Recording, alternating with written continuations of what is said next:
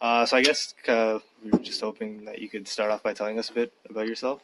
Sure. Can you tell me about yourself? So, what is this course? What's going on? Oh yeah. What are we doing here? So this is for course MSCI 442. It's the Okay. impact of information and technology on society. hmm So part of this course is we have to do a debate topic hmm and debate with another group. So the topic we were assigned was the impact of information technology on education, Mm. and we're trying to argue against it. Okay. So like basically talking about the negative impacts, but it's always good to have both sides so we can Sure. formulate a Absolutely. good argument. So that's kind of the gist of why we're hoping to talk to you to get like your input on Okay. how you feel information and technology has impacted education in your life. What do you want me to talk about? I guess. So I guess just talk about like your experiences with how you feel there's been like almost a shift in how much technology has played a role in education, Mm. as well as how you feel it's impacted students and their learning abilities and stuff like that. Okay. So I'm a lecturer here, so I just started about a year ago officially. I teach design courses mostly. That's where my focus is. I teach from first year to fourth year. I teach capstone, um, and I do teach one course, which is more traditional math course as well. Technology is an interesting thing, and I think it's a double-edged sword. Um, Let me ask you this question: How do you guys define technology? So technology, Like, what is personally, it's like technology for you guys? uh, Where does it stop and start? I mean, everything's like It's technology is like it's- human made, right? Yeah. So when you talk about information technology, which is what our course is about, it's more like to do with computers, internet, like the more of the modern shift in technology within the last couple of smartphones. decades. Yeah. So, like, would an overhead projector count as modern technology? Uh, Possibly. Information Yeah. technology? yeah, it's a way to transfer information, right? So Yeah. it's a new way. Um, okay. Well, uh, then technology, in my teaching, it's something that sort of we can't avoid because we've adopted systems like Learn, and everyone's working online now. But it's something that personally I'm trying to actually go back away from because I think it does pose some challenges in the classroom. Um, there's definitely some issues associated with it. Um, so an example of that for me is that recently I adopted this thing. So this is a document camera. You guys have seen document cameras in all your classrooms, and I've been like, it seems like I had this idea because I saw someone do it, and I was like, oh, this is such a great idea. And then I realized this is just an overhead projector, right? And like when you were doing this in public school, I don't know if you guys had overhead projectors when you were in public school, but your teachers go up and write on the board, and you would follow along, and you'd write along too. And so, one of the things that technology allowed us to do is like have PowerPoint presentations and slide decks, and it meant that we could just like run through tons of information, and like you guys had all the notes, and it really sped everything up for us. It's like, great, here's this dump of information. Yeah. And now we're thinking about it again. We're like, wow, that didn't work at all very well. All of our students, like at first it worked because students were used to the old way. It's the old way was you come to class, you write down your notes, and you make copies of everything yourself. Um, and there was no option to like download the notes or anything like that. And so when we were able to like use the old students who were in that mindset and then add on some bonus stuff through these slides, then it worked. But now we've got this new generation where all they've gotten are the slides and they've never had to write anything down. Yeah. And so now coming to class, it seems almost like a chore in some sense for them. Like they can just go on the computer and download the notes, and they're good. They're getting all the same information, except they're not having that process of being in the classroom and thinking about it and writing it out and sort of engaging material in that old-fashioned way of like using your hands, and using your body, and using your brain, and putting all those pieces together. So it's something that I'm really interested in, and something I'm thinking about doing more in my classroom, which is dropping things like PowerPoint, slide decks, and going back to activities where people are actually like writing things down with their hands and slowing down and reducing the amount of content I push out to students, so that the content they do get is something they can actually like digest and work with. Okay. So do you think it has more to do with the fact that technology is kind of made students less focused, or their attention spans are a lot lower? So it's funny because like we introduced it's I think there's a whole bunch of things going on, and I think that um, an example of this for me is I like to show videos in my classroom, and I used to be like showing TED Talks, and TED Talks would be 15 minutes long, 20 minutes long, and 10 years ago, like that was great. Everyone loved them. They wanted to watch them. Now, like 3 minutes into the TED Talk, everyone is like tuned out. Yeah. They can't focus. And I've been like, I showed the shorter videos, like I'll have a 3 minute video and I'll have an 8 minute video. And it's really interesting how the medium of television and video production and YouTube and all these things have sort of changed the attention span of people. There's a really interesting example, which is I have this great video of Marshall McLuhan. Have you guys heard about Marshall McLuhan in your course? No. So Marshall McLuhan is like this Canadian philosopher, thinker kind of guy from the 60s. And his big famous thing is the medium is the message. That's his big thought. And that means that the medium in which information is sent out over strongly affects the message. So when Donald Trump tweets an idea versus like them releasing a big long press release or something like that versus you hearing about it on TV and him speaking, all those things have their own baggage and bias. It'll affect how you interpret the message. And so I found this amazing 8 minute interview with him from the CBC in the 60s, and it's black and white, and it was like a television production type thing. But if you just watch like the way it's produced and shot to the way TV and information is printed now, there are shots where the camera is like focused on him. It doesn't change for like 30 seconds. If you watch a modern television production or a movie or a TV show, if you get past 3 seconds without having a cut or a change in perspective or things like that, it's crazy. Like you just feel like something weird is happening. So next time you watch TV, like start counting to yourself 1, and then it'll change camera, it'll change perspective, and so just the medium of television has changed, and the way we present information on videos has changed so strongly. And so like we're constantly trying to grab students' attention because is definitely something like definitely experienced a reduction in sort of attention span for students.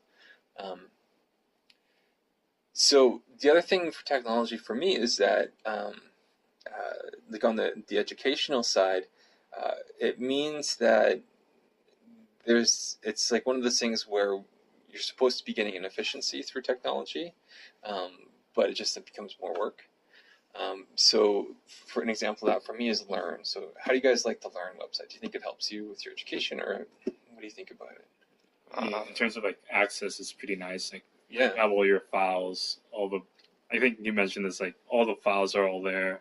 Assignments are posted there. It's very accessible to information. Yeah. It also depends a lot on like how the prof uses it, because Yeah. some profs will post a lot of information, some will post little to none. Yeah. So it kind of varies between profs as well. It's like before, my job would have been to go into the classroom and present information. You guys would have had to write it down and learn. And now my job is like being a website administrator, where if I want, and the real challenge with education, I think, is particularly bad in engineering education, but in education in general, is that there's this arms race of teaching where it's like one person uses a tool. So someone gets Piazza, and someone uses Slack in their classroom. And now the student's expectation is, wow, I should be able to talk to my professor like anytime, send them an instant message, and probably get feedback in 30 seconds. And so, and I think that's like a really cool and interesting opportunity. But at the same time, it creates these unrealistic expectations of professors in terms of how we're going to interact. And like maybe have no kids and no life, and I'm just cool to spend time chatting with my students all the time online. But that's not like a fair expectation for everyone. And so the expectation gets raised in one course, someone else has to like follow suit, or else you're going to get bad course evaluations. And like there's this whole weird sort of snowball effect of introducing technology in the classroom. So another example would be Kahoot. Have you guys used Kahoot? No. So Kahoot's an online quiz platform. It's kind of like Clickers. Have you guys used Clickers ever? So it's kind of like Clickers, except you can use your phone, and you can put like quizzes and questions and whatever it is that you want to serve up to students. And it's like great. It's like it's a really cool tool. It can get more engagement in the classroom. And then we had a case in one of our courses where students, it was being used for participation. So if you showed up and you did the quizzes, you could get some participation marks. And so the way it works is there's a code put on the board, you type in the code, and you get sent to the quiz that you're sort of supposed to be working on. Well, the students would text the code to people who were in the classroom, Yeah. and they would just participate in the quizzes and get the participation marks, and that was not the purpose of it. So it's really interesting to see then, now we have to become police on top of this instead of just being like educators and trying to use this tool, and it makes things more complicated, and there's like admin time and all these things, and like to set up a quiz, and it just becomes something that is supposed to get more engagement. I think it does get some more engagement, but at the same time, after 10 quizzes, you guys are all sort of bored of quizzes. So what's the next thing? And so there's always sort of this idea that we need to be innovating and constantly improving. And I think that's a fair thing. I think the problem is that it's very easy for us to just adopt a new technology and say, now we've made an improvement, without actually understanding, is it better? Yeah. Like, I don't know if quizzes do a better job of actually teaching you anything. Right. Does it mean you're having more fun in the classroom? Probably, until you get bored of them. But it's a bigger question of, is this actually having a positive effect on learning and the outcomes of our students, which is, I think, not really proven. I think there's some studies that say, yes, here's technology help do these things. But I don't know if I'm convinced by those results. Right. And sometimes they seem a little self-serving, those types of things. Yeah. The other big thing for me in terms of technology in the classroom is we have an expectation for students, if you're going to do quizzes or things like that. So I use Google Slides for my presentations now. And so Google Slides, there's like a question service, so that there's a code that gets sent on the screen, and students can actually ask questions from their computers, and it pops up on my screen at the front, and I can answer questions to the class that way. And so for that to be something that students like, so I did that because I was having issues with student engagement. People didn't want to put up their hands and ask questions. So I said, okay, here's a tool. Let's try and use this. The problem with that is that now I have the expectation that I want students to be on their computer asking me questions in the classroom.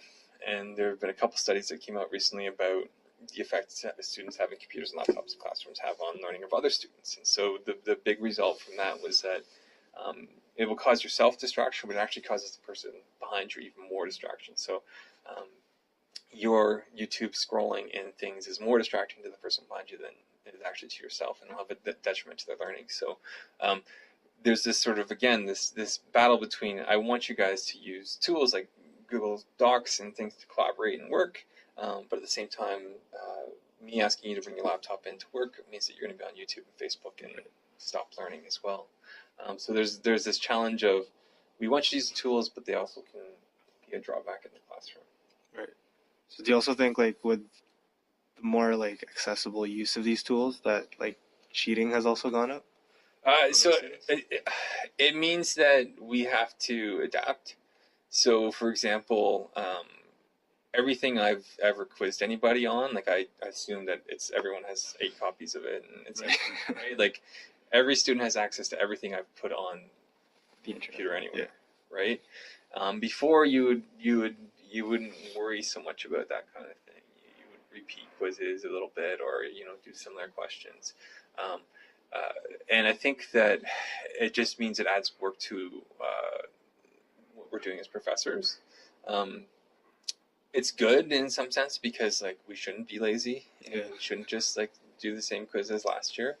But at the same time, it does sort of, it makes you worry about, because like now I'm like 5 years into teaching some of my courses, and now I have to like look through 5 years of exams and go, did I ask a question like that already? Yeah. And so it becomes this huge sort of like organizational task for you to sort of figure out and keep track of what you've asked students and how you sort of structure and do your exams. So that's a big thing for sure. The other thing that I've done in my classes is I stopped having marks for assignments and things like that, because again, either there's results and solutions from previous years, or I know that people are sharing information really freely due to the technology that's there. Any other questions? Let me just check quickly. I think we touched a lot about a lot of the topics that we wanted to, just to make sure that we cover everything.